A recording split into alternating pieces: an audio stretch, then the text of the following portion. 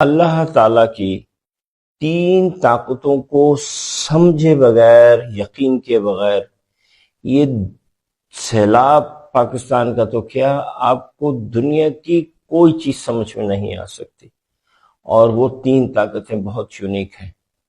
ایک تو یہ کہ اللہ تعالیٰ ہر چیز کو یونیورس میں، ہمارے اندر باڈی کے سیل سے لے کے دور دراز کسی سٹار کو مائکرو سیکنڈ کے لیول پہ مینج کر رہے ہیں. یہ نہیں کہ اللہ تعالیٰ نے اس کو چھوڑ دیا ہے اور اب یا تو اس کو کافر چلا رہے ہیں یا یونیورس خود کو، نیچر خود کو چلا رہی ہے. ایسی بات نہیں ہے. اللہ تعالیٰ مائکرو لیول پہ چیزوں کو مینج کر رہے ہیں. پہلی بات یہ.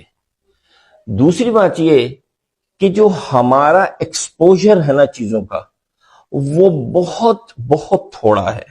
مثال کے طور پہ یہ دیکھیے، اگر میں ایسے کوئی چیز آپ کے سامنے کروں تو اس سے آپ کیا اندازہ لگائیں گے کہ یہ کیا ہے؟ ہمارا یہ ایکسپوجر ہے. آپ اس کے بارے میں گیس ہی کر سکتے ہیں نا. اگر میں اس کو ایسے اوپر لے آؤں، اب آپ کو پتا ہے یہ کوئی کیپ ہے، لیکن کس چیز کی ہے آپ پھر بھی گیس کریں گے. تو ہم سمجھیے کہ ہمارا بس اتنا ہی نالج ہے. اچھا، میں اس کو دور کرتا ہوں تو آپ کو پتا چلتا ہے اچھا یہ کوئی بوٹل ہے. یہ ابھی بھی پتا نہیں چلتا کہ یہ کس چیز کی ہے. یہ میں ایسے ٹرن کروں گا آپ کو پتا چلے گا.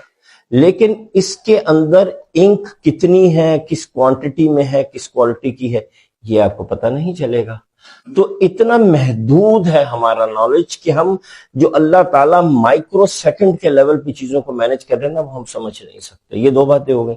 تیسری اور بھی انٹرسٹنگ ہے، یہ یقین کرنا کہ جو اللہ تعالیٰ اس بڑی یونیورس کو مینج کر رہے ہیں، جو ہمیں نظر نہیں آ رہی اور اللہ تعالیٰ اس کو مائکرو سیکنڈ پہ مینج کر رہے ہیں، اس میں سے الٹیمیٹلی اچھائی آنی ہوتی ہے، چاہے ہمیں وہ کتنی ہی بری لگے. ٹھیک ہے، یہ تین باتیں سمجھنا بہت ضروری ہیں. اب آ جائیں پاکستان کے سیلاب کے اوپر. یہ میں نے بہت اے آئی کی مدد سے ماڈلنگ کر کے، ریسرچ کر کے میں آپ کو یہ بات بتا رہا ہوں. یہ جو ہمارے ہاں اتنے بڑے بڑے سیلاب آ رہے ہیں، اور اب تو اتنا بڑا سیلاب آیا ہے نا، یہ در حقیقت ایک بہت بڑی بلیسنگ ہے. لانگ ٹرم میں ہمیں یہ سمجھ میں آئے گی کیا بلیسنگ ہے. اس کے لیے پہلے ہمیں یہ سمجھنے کی ضرورت ہے کہ یہ جو 4 دریاؤں کے زمین میں اتنا بڑا سیلاب آیا ہے نا، یہ یہاں کے لیے بہت بہت بہت ضروری تھا.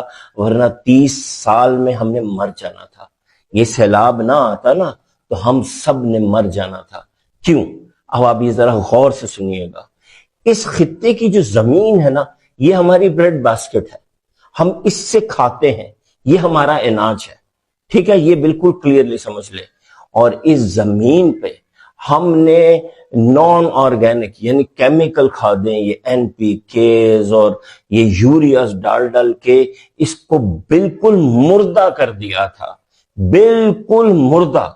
اور کچھ سالوں میں یہاں کچھ نہیں اگنا تھا. اور جو ہوا تھی وہاں کی، وہ ہم نے ساری کیمیکل سپرے کر کر کے پولوٹڈ کر دی تھی. تو اللہ تعالیٰ نے یہ جو پانی بھیجا ہے، اس کے ساتھ جو فریش مٹی بھیجا ہے، یہ اللہ تعالیٰ نے در حقیقت اس پورے پلینز کو واش آؤٹ کیا ہے، نئی مٹی ڈالی ہے تاکہ ہماری ایگریکلچر سروائیو کر سکے. لیکن ہم انسان اتنے ناشکرے اور نیئر سائٹڈ ہے نا، قریب دیکھتے ہیں صرف، کہ ہمیں یہ بات ابھی سمجھ نہیں آ رہی.